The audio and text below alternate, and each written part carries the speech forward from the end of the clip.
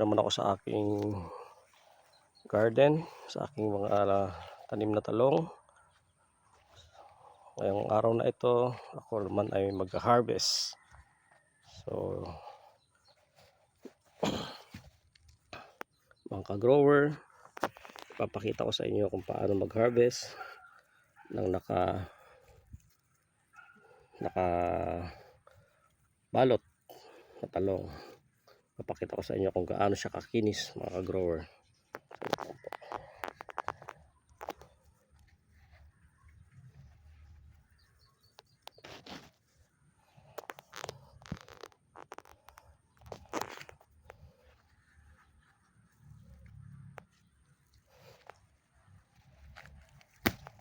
Okay, sana tayo mga ka-grower.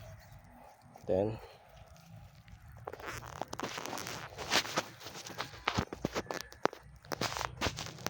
tanggalin sa kanyang pagkakabalot.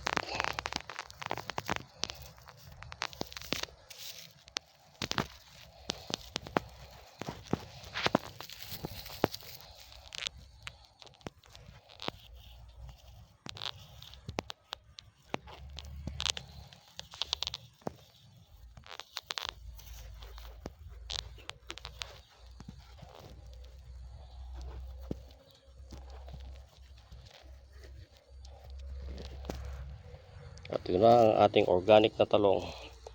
Walang kabutas-butas ng insekto. Makinis na makinis. Ganito ang alagang nakabalot, mga ka-grower. Wala pong pesticide, insecticide na ginamit rito. At ang aking ginagamit na pataba ay mga dumi lamang ng aking alagang pato. Ito po. Ito yung aking mga tanim. Yan. Kita nyo po. Ayun naman po ang aking mga alagang pato. Ayun. May mga naglilimlim po. At yung mga dumi po ng mga yan, yan po ang aking ginagamit na pataba sa aking mga halaman, mga ka-grower. Konti lang po itong tanim kong ito. Backyard gardening lang po ito. Pero malaking tulong po dahil menos na tayo sa ating pamamalengke.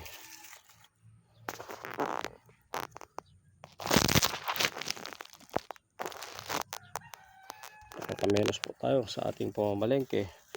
At dahil po sa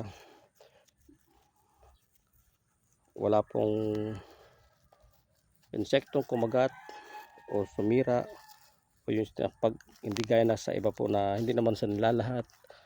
Marami kasi mga nabibili natin minsan sa mga pamilihan. Paghiwa mo pa lamang ay lalabas na, lalantad na yung uod. Dito po wala ka pong maitapon dahil balot na balot po ito. At talagang natural po. Ganyan po kaganda kapag organic tsaka alagaan na mabuti, mga ka-grower. Menos na po sa ating pamalengke. Ang kagandahan po nito, dalawa na po tayo pero marami pa po yan. Ang kagandahan po dito, kapag tayo po ay nagba-backyard gardening, farming,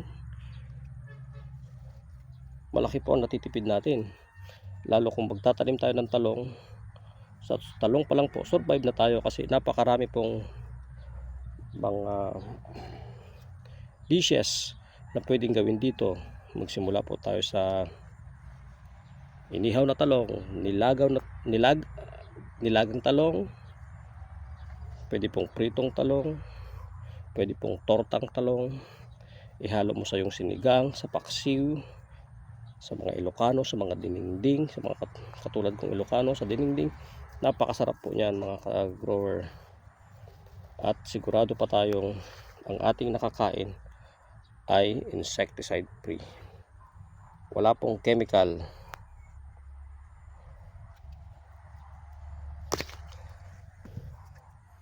Napakainam po, mga ka-grower, ng ganitong klase. Kaya po ini-encourage ko po kayo kung ayun naman po ay may mga space pa sa inyong mga bahay, mga lote, sa mga inyong mga tirahan, ay pwede po kayong magtanim ng talong. Sa 10 talong lang po na puno, pwede na kayong umani ng 1 kilo or 2 kilo kada linggo. Sa maliit na pamilya po yun, napakalaking tulong na po ito. Dahil lagay nyo lang po sa refrigerator. Sa susunod na mag-uulam kayo, kuha lang kayo doon, pang prito man, pang laga, pang torta. Napakarami pong pwedeng paglutuan ito. Marami pa po akong nire-ready mga ka-grower na mga halaman ko para hindi lang po talong. Katatapos lang po ng aking ampalaya nung nakaraan, so hindi ko na po siya na-i-vlog. Pero sa mga susunod po ay akin pong may mga pinunla po ako, mayroon po akong mga sinimulan na namang tanim dito. Ito ay patola naman mga ka-grower, at akin pong ipapakitang muli sa inyo sa susunod. At ayan po, kita nyo, ito naman po ay ang aking okra na pinupunla ko pa lamang. So papakita ko po sa inyo yan mga ka-grower, para magkaroon kayo ng guide kung gusto nyo rin pong magtanim at makatipid sa pang-araw-araw na gastusin. Sobrang mahal na po ang gastusin sa panahon ngayon mga ka-grower. So kailangan nating mag-isip ng paraan para makabawas sa ating mga gastusin. Praise God. Salamat mga ka-grower. Ingat po kayo.